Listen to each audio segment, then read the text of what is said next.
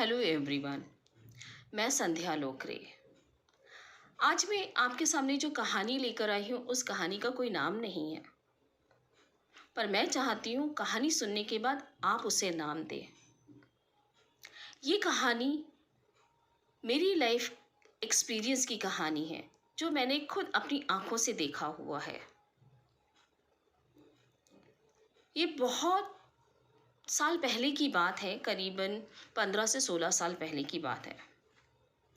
मेरी एक बहुत ही प्यारी फ्रेंड जो कि टीचर है बहुत ही अच्छे स्कूल में, उसके क्लास में एक बच्चे का एडमिशन होता है।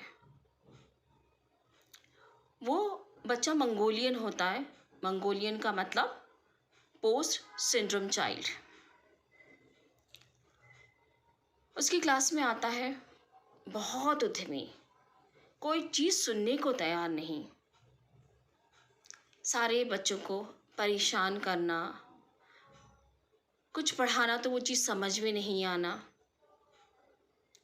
अब उसे ये समझ में तो आ नहीं रहा था कि वो कैसे उस बच्ची को संभाले, क्योंकि वो खुद ही बहुत प्यारी, बहुत ही अच्छे से बच्चों की केयर करने वाली। उसने सोचा इस बच्चे का मुझे कुछ तो करना होगा कि ताकि वो अच्छे से पढ़ना लिखना सीख जाए। उस बच्चे का नाम था आदि। उसने उस बच्चे से बात करना चालू किया आदि से। आदि तो उस वक्त सुनने को तैयार नहीं। बहुत प्यार से रोज वो उससे बात करती, समझाती। धीरे धीरे आदि को अपनी मैडम पे ट्रस्ट होने लग गया। अब क्या था कि जब जैसे ही उसको अपनी मैडम पे ट्रस्ट हुआ कि अगले दिन उसकी मैडम क्या देखती है कि वो बच्चा अपनी बस से उतरकर अपनी मैडम का इंतज़ार कर रहा है, क्योंकि उसकी आदि की बस पहले आ जाती थी और मैडम की बस बाद में आती थी, तो अपनी मैडम का वेट कर रहा था। जैसे ही मैडम आई उसने मैडम को फ्लावर दिया एक। मैडम ने खुशी खुशी ले लिया। अगले दिन फिर से उसने मैडम को एक फूल ला कर दिया। मैडम ने ले लिया। अब ये उसके रोज की आदत बन गई थी। वो ये नहीं देखता था कि उस फूल में फ्रैग्रेंस है कि नहीं है, कि वो किस टाइप का फूल है। उसके लिए फूल मतलब फूल था। कभी कभी तो वो फूल इतना छोटा होता था कि उसकी इतनी सी फिंगर में सिर्फ दिखाई देता था पास आकर कि उसके हाथों में फूल है, और वो इस पोजीशन में लेकर खड़ा रहता था और अपनी मैडम का इंतज़ार करता था। मैडम भी खुशी खुशी उसका फूल ले लिया करती थी। अब ऐसा हुआ कि उसकी मैडम के क्लासेस डिफरेंट क्लास में चेंज होने लग गई, क्योंकि वो सब्जेक्ट टीचर थी।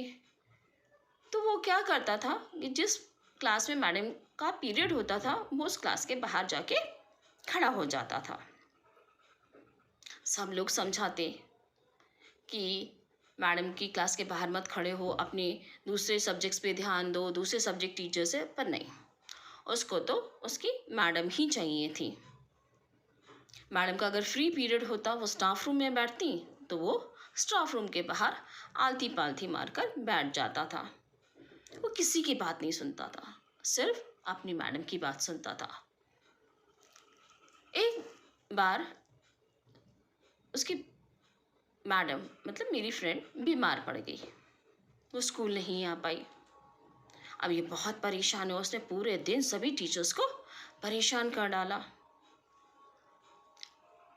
अब उसकी मम्मा जो कि उसी स्कूल की काउंसलर भी थी, उन्होंने भी बहुत समझाया कि मैडम बीमार हो गई, कल आ जाएंगी, पर वो मानने को तैयार नहीं कि मुझे तो मैडम से बात करनी है। फिर मैडम से बात करवाई गई फ़ोन पर, क्योंकि उस ज़माने में स्मार्टफ़ोन तो हुआ नहीं करते थे, नॉर्मल फ़ोन्स थे। मैडम से बात करवाई गई। मैडम से बात करके काफ़ी अच्छा फ़ील हुआ। फिर नेक्स्ट डे भी मैडम नहीं आए, फिर उसने मैडम से बात करी। थर्ड डे क्या हुआ कि मैडम ने फ़ोन नहीं उठाया, गलती से मेरी फ्रेंड जो है उसके हस्बैंड ने फ़ोन उठा लिया। अब जैसे ही उसने उसके हस्बैंड की आवाज़ सुनी तो वो तो नाराज़ हो गया उनके ऊपर और कहने लगा, आप कौन बोल रहे हैं? आपने मेरी मैडम का फ़ोन टच कैसे किया? आपको मैनर्स नहीं है कि किसी का फ़ोन नहीं छूते हैं? बेचारी मेरी फ्रेंड के हस्बैंड ने बहुत समझाने की कोशिश करी, पर वो सुनने को ही तैयार नहीं। फिर उन्होंने फ़ोन कट कर दिया। नेक्स्ट डे जब मेरी फ्रेंड स्कूल जाती है तो उसको भी डांटना चालू कर दिया, मैडम वो आपके जो हस्बैंड थे उन्होंने फ़ोन उठाया था, उनको समझा देना कि वो आपका फ़ोन टच नहीं करे और उनको थोड़ा मैनर्स सिखाइए। मैडम ने उसको समझाया, ऐसा नहीं करते।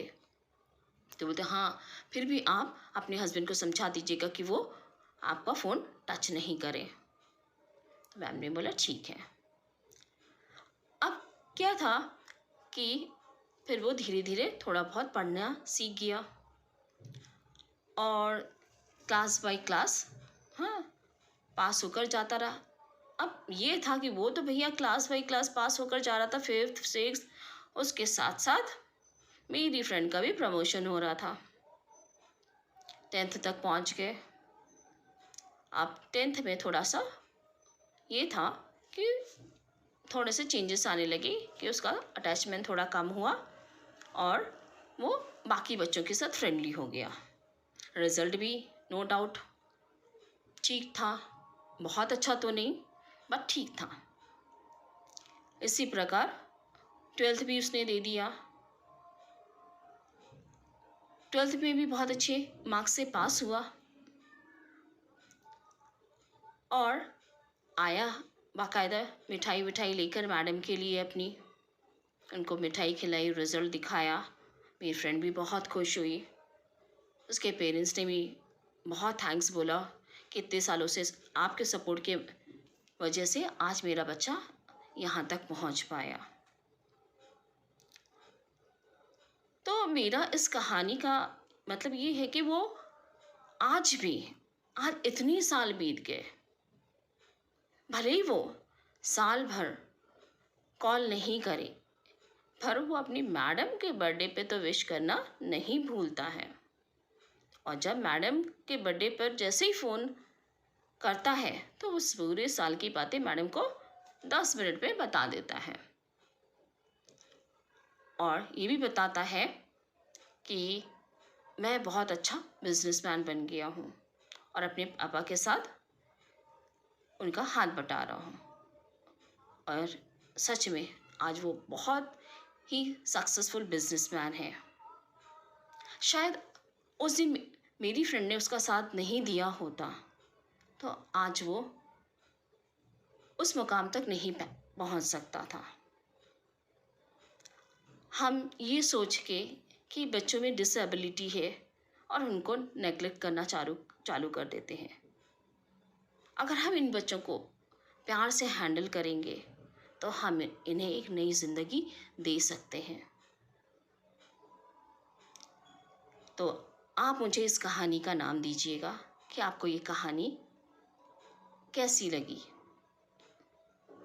क्योंकि ये मेरी लाइफ एक्सपीरियंस की कहानी है। मैं आज तक इसको तो नाम नहीं दे पाई, पर मुझे ऐसा लगा आज कि मुझे ये कहानी आप लोगों को सुनानी चाहिए। Thank you.